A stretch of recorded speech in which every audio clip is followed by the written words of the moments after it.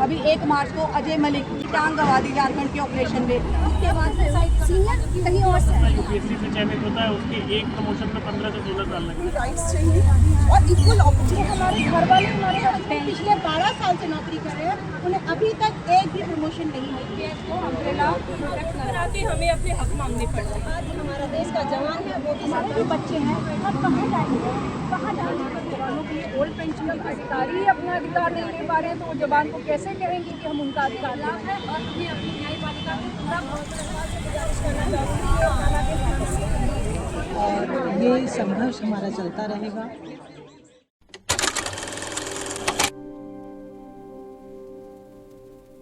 दिन रात हमें सिक्योरिटी प्रदान करते हैं और ये गवर्नमेंट ना तो उनके बच्चों की कुछ सोच रही, ना मेडिकल फैसिलिटीज़, और हमें दिन रात हमें सिक्योरिटी प्रदान करते हैं और ये गवर्नमेंट ना तो उनके बच्चों की कुछ सोच रही, ना मेडिकल फैसिलिटीज़, और एक असिस्टेंट कमांडेंट 17 साल से एक ही पोस्ट पर है।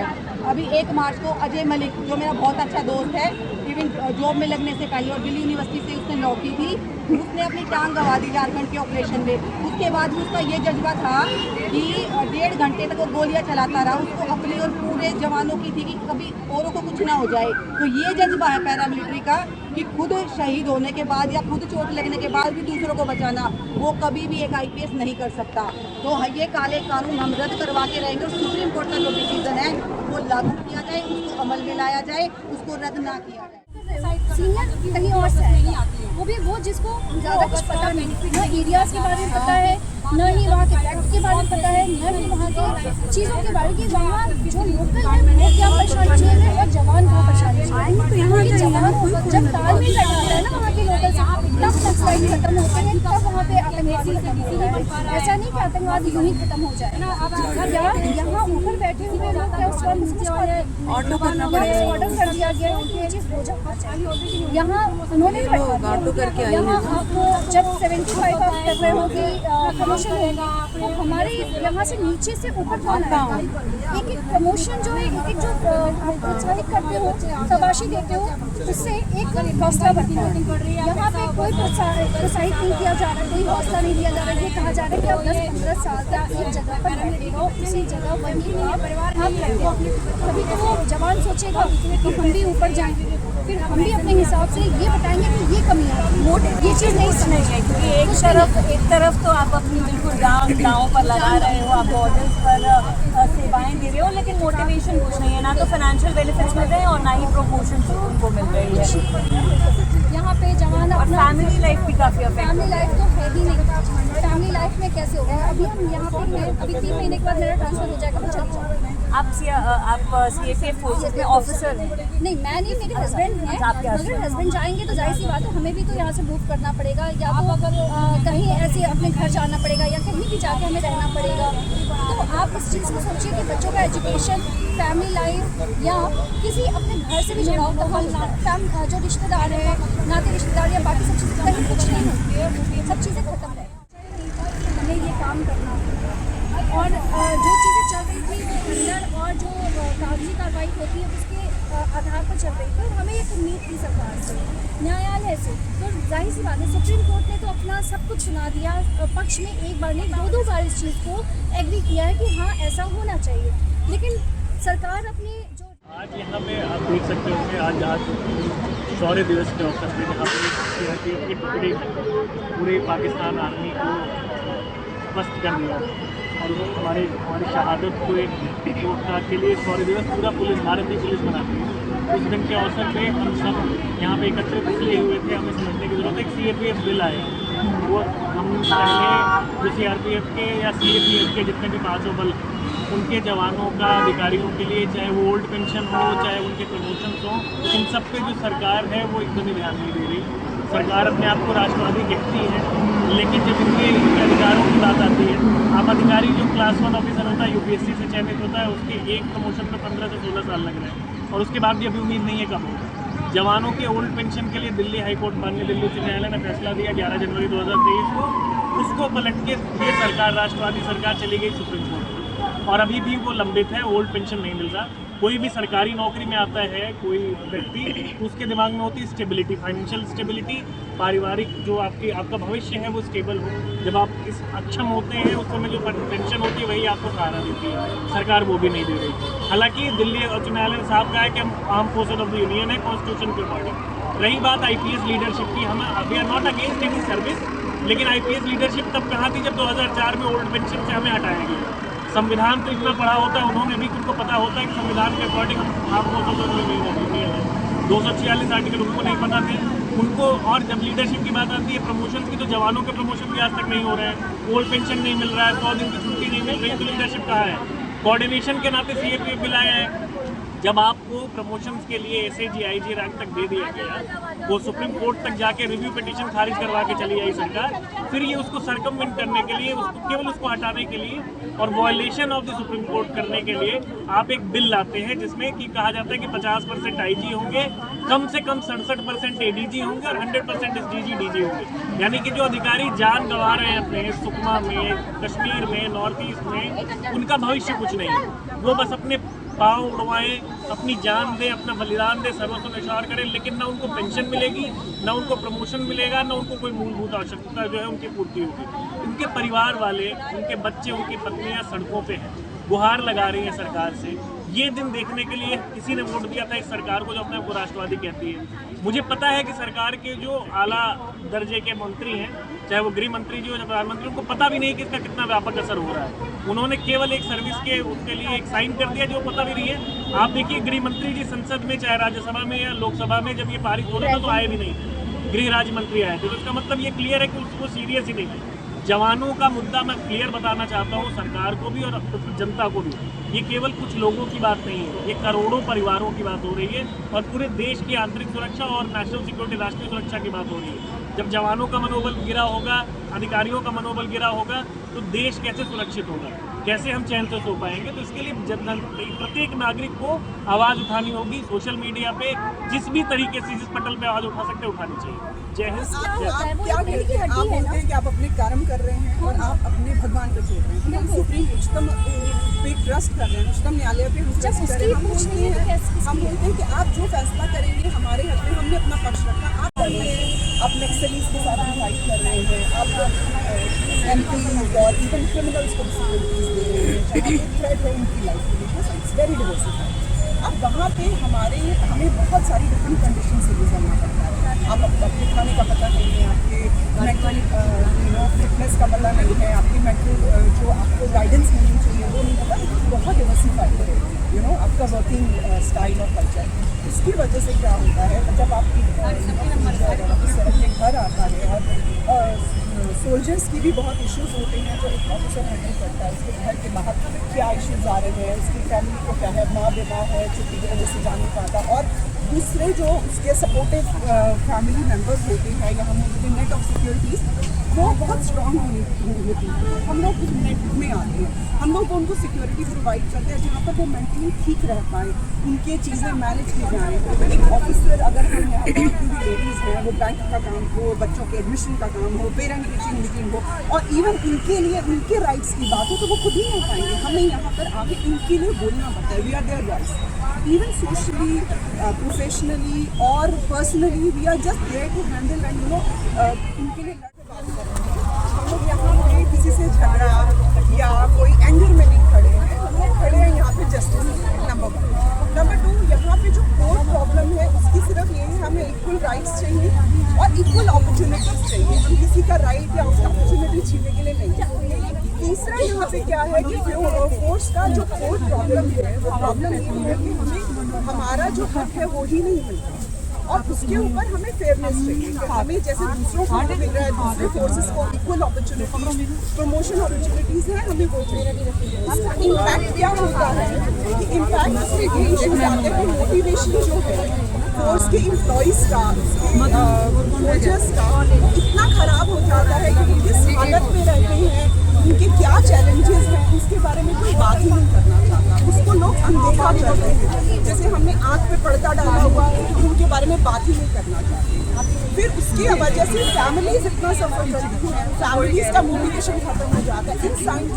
साइलेंटली होके वाइफ बच्चे इतना कंट्रीब्यूट करते हैं सोल्जर्स की, ऑफिसर्स की लाइफ में, उनके बारे में उनका मोटिवेशन इतना ख़राब हो जाता है कि फैमिलीज़ को इवेंचुअली सफ़र करना पड़ता है। अब इशू क्या होता है कि उसकी वजह से क्या इशू होता है कि सोल्जर्स अब काम नहीं करना चाहते। वो आप रिक्रूटमेंट में देखिए कितनी डिफ़िकल्टीज आती हैं, अपॉर्चुनिटीज़ नहीं है, प्रमोशन के चांसेस ही नहीं मिल पाते। अब उसके बाद में होता क्या है कि अब हम यहाँ पे सिर्फ ये चाहते हैं और हम ये बिलीव करते हैं कि जितनी आपकी सिक्योरिटी स्ट्रांग होगी, मोटिवेटेड होगी, उतना आपका नेशन स्ट्रांग होगा। Nation is as strong as its soldiers and its working force. हम आपके लिए काम करें, हम सेंट्रल गवर्नमेंट एम्प्लॉयज़ हैं। अगर आप हमारे बारे में नहीं ध्यान रखेंगे तो हम किसके पास जाएंगे? हम यहाँ कोई झगड़ा नहीं कर रहे, किसी से कुछ यहाँ कोई तोड़ फोड़ नहीं कर रहे, हम सिर्फ अपनी बात रखना चाहते हैं। और हमारा सिर्फ इतना ही डिमांड है कि आप प्लीज़ रिव्यू करिए पॉलिसीज़। आप पॉलिसीज़ जो हमारा हक है हमें दीजिए, हम आपसे कुछ एक्स्ट्रा कुछ डिमांड नहीं कर रहे हैं, हम नहीं जा रहे आप आउट ऑफ द वे जाके। जो हमें जब हम रिक्रूट हुए थे तो हमसे प्रॉमिसेस दिए गए थे कि on these condition you are recruited, बस हमें वो चाहिए। हम सब कुछ झगड़ा नहीं करें, तोड़ फोड़ नहीं करें। और fairness as a wife, as a representative of our family, we are here.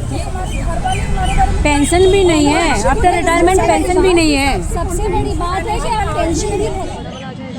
बालिक ने बता दिया कौन थाने जाएंगे, आपको ना उसके बेनिफिट्स मिलेंगे ना आपको पेंशन मिलेगी, आपको कुछ नहीं मिलने वाला है।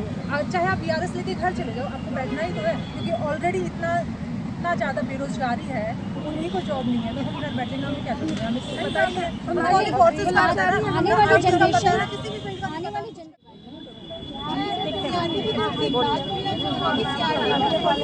जो कॉम्बैट और खाकी दोनों बहन हैं, जरूरत पड़ने पे कॉम्बैट काम करती है, हो नहीं पाएगा रिकॉर्डिंग। फिर भी हमारे साथ हमारे मीडिया सब कुछ या तो आर्मी को समझती है या पुलिस को समझती है। CRP पूरी तरीके से अनदेखी है, जरूरत पड़ने पर नक्सली के साथ भी लड़ती है और आम जनता को भी संभालती है वो। फिर हमारे साथ ये क्यों हो रहा है कि हमें किसी चीज़ से भी हमेशा अनदेखा किया जा रहा है? सबसे इग्नोर्ड फोर्स है हमारी CRP। हमारी CRPF में मतलब इतने जवान हैं, इतने हैं, उन्हें वही पेंशन है। मेरे हस्बैंड पिछले 12 साल से नौकरी कर रहे हैं, उन्हें अभी तक एक भी प्रमोशन नहीं मिली। मैं अपनी शादी के बाद मुझे नहीं पता था कि CRP क्या होती है। जब मैं यहाँ आई तो इसकी वर्साइल मतलब इसकी इतनी सारी फोर्सेस है, इतनी सारी चीज़ें हैं, उसे ठीक की हूँ मैंने देखा है कि CRP कितने सारी चीज़ों को समझते हैं, कितने सारे फोर्स है इसके, कितने तरह तरह के यूनिट है, ये सब CRP ही संभालती है। उसके पास कोबरा है, उसके पास VIP सिक्योरिटी है, CRP के पास RF है, तरह तरह की फोर्सेस के थ्रू हमारी CRP हमारे देश की रक्षा करे। हमारे हस्बैंड जो आज भी सरकार के पीछे हैं, आज भी सरकार और देश के लिए लड़ रहे हैं, उनके लिए आज हम लोग आए हैं। वो आ नहीं सकते, देश छोड़ के नहीं आ सकते। ज्वाइन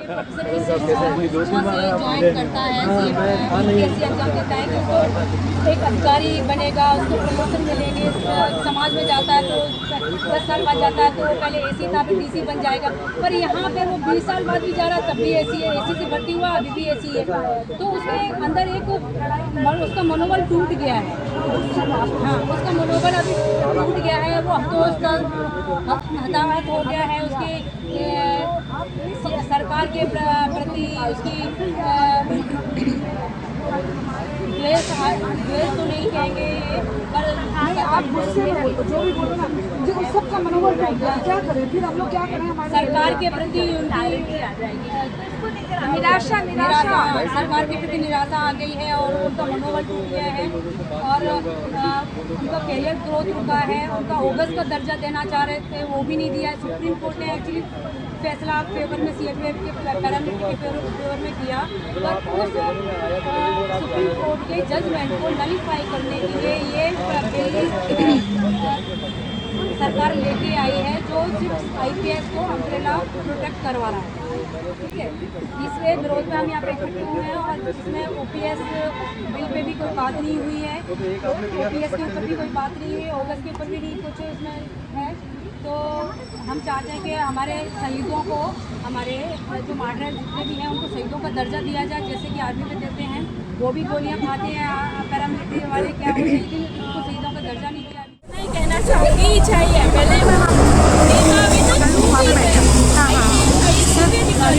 इतना ही है कि जो हमारी जो फोर्स है इसकी तरफ आप भैया पानी की बोतल जी इस तरह से मत करिए कि यहाँ रोड पर आके हमें अपने हक मांगने पड़ते हैं। अधिकारी की पत्नी हूँ और आज हम यहाँ पे काले बिल को शोक मनाने के लिए आए हैं, लेकिन आप मिलिए तो शोक मनाने के लिए यहाँ पे गांधी स्मारक पे हम लोग आज यहाँ पे आए हैं और हमने अपना शांतिपूर्ण तरीके से यहाँ पे प्रोटेस्ट किया है और हम इस चीज़ को लेकर बहुत ही डिमोटिवेटेड हैं कि आज हमारे लिए इतने बुरे दिन आ चुके हैं कि सरकार ने हमें सड़कों पर उतार दिया, सरकार ने किसानों को सड़कों पर उतारा, सरकार ने खिलाड़ियों को सड़क पर उतार दिया और आज हमारा देश का जवान है वो भी सरकार छोड़ गया। हम अपना घर परिवार सब छोड़ के यहाँ पे आए, हमारी बहुत ही दुर्भाग्यपूर्ण बात है। हम ना जीते जी इज्जत से जी सकते हैं, ना इज्जत से मर सकते हैं और अगर बच के घर चले जाते हैं तो ओल्ड पेंशन भी सरकार हमें नहीं दे रही, ना हमें सरकार ने प्रमोशन दिया, ना हमें सरकार ने ओल्ड पेंशन दी और ना हमारे जवानों को सरकार ने शहीद का दर्जा दिया। हम सरकार से लेते रहेंगे। अपने इस मिशन के लिए जो हम लोगों की बातें बिल्कुल जन जन तक तो पहुँचे ही, हमारे आपकी सरकार तक भी ये बात पहुँचे। देखिए इसके लिए क्या है कि ये 5 उंगलियां हैं, इसके बिना काम नहीं होती। आप वहीं पे आप आर्मी वालों को कितना ज़्यादा शहीद का दर्जा दे रहे हो, उसको कितनी मेडिकल फैसिलिटी सब चीज़ दे रहे हो, ओल्ड पेंशन दे रहे हो, तो आप हमें भी दो ना। आप बताओ अगर हमारे भाग्य में ऐसा है कि कहीं जाते हैं हाथ पैर कट जाता है, हमारे भी बच्चे हैं, हम कहाँ जाएंगे, किसके पास जाएंगे? तो हमें भी तो शहीद का दर्जा मिलना चाहिए। और आपसे बस गुजारिश है, हमारे भरोसे ही आपने देश को भारत नक्सल मुक्त आपने घोषित किया था और अब नक्सल मुक्त तो हमें भी तो थोड़ा आप वो हक दीजिए, सपोर्ट करिए। बस मुझे कुछ नहीं चाहिए, आप पेंशन ला दीजिए और हमें शहीद का दर्जा दीजिए और सबको दीजिए। मेरा नाम सुजाता है। हमने जो बिल लाया है ना तो इसमें शहीदों के लिए कोई मान्यता है, ना ही जवानों के लिए ओल्ड पेंशन की कोई स्कीम है, ना ही अधिकारियों के फायदे का कोई भी बिल है इसके। हमें जो दर्जा चाहिए वो जिसमें बताया जाता है कि वो कार्ड के ऑफिसर हैं। अगर ये बिल सुप्रीम कोर्ट का ये वाला फैसला वो नहीं मानते हैं तो वो हमें बिल के अधिकारी करने और सबसे पहले वेलर डे का सबको शुभकामनाएं देते हैं। दूसरी चीज़ ये है कि हमारा जो पॉइंट है वो ये है कि ओल्ड पेंशन की जाए और जवानों को मार्टर्स का शहीदों का दर्जा नहीं दिया गया है वो दिया जाए। और दूसरी चीज़ अगर हमारा मनोबल खत्म किया जाएगा, इस तरह कैसे मौत चलेगी, कैसे हम लोग लड़ेंगे, कुछ तो हमें मोटिवेशन मिलेगा। और ये तभी पॉसिबल है जब हमें को गैस दिया जाए। जब अधिकारी ही अपना अधिकार नहीं ले पा रहे हैं तो वो जवान को कैसे कहेंगे कि हम उनका अधिकार दिलाएंगे। इसलिए ज़रूरी है कि हमें हमारा अधिकार दिया जाए। हमें सुप्रीम कोर्ट से बहुत उम्मीद है और अगर कोई सुन रहा है, समझ रहा है तो इसको समझे कि ये एक हमारी अंतरात्मा का दिल की बात है। इसके बिना अगर हमें नहीं दिया गया हक तो हम लोग बहुत दिन अजय मलिक जिन्होंने अपना एक पैर दबाया है और फिर भी वो देश की सुरक्षा करना चाहते हैं और बहुत श्रद्धा ये दिल लगा है कि उनके मनोभाव मूर्ति है और वो अभी भी 16 साल से असिस्टेंट कमांडेंट भी है, जबकि और जो अधिकारी हैं एक ही हैं वो लोग तक 4-4 प्रमोशन दे चुके हैं। आर्मी में अगर देखोगे तो IPS सेम बैच के ID बन चुके होते हैं, लेकिन हमारे जो अधिकारी हैं वो 16-17 साल तक सिर्फ एक ही पोस्ट पे होते हैं।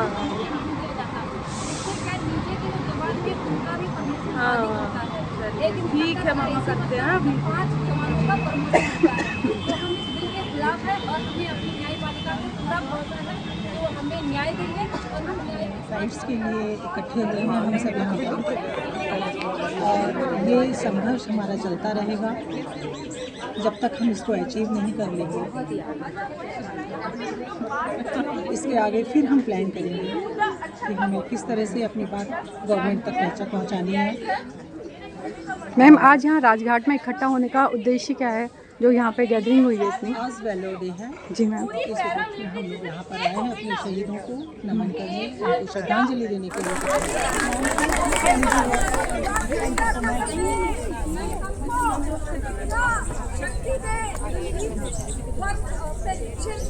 पेंशन दूर है, शहीदों को उनका दर्जा मिले। हम शांति प्रार्थना करते हैं कि भगवान हमारे संग रहे और हमारे ऑर्गेनाइजेशन के लिए सब भला करे। क्योंकि ये जो अगर ये देश का भला होगा तो किसका भला होगा? देश का भला होगा। आप लोग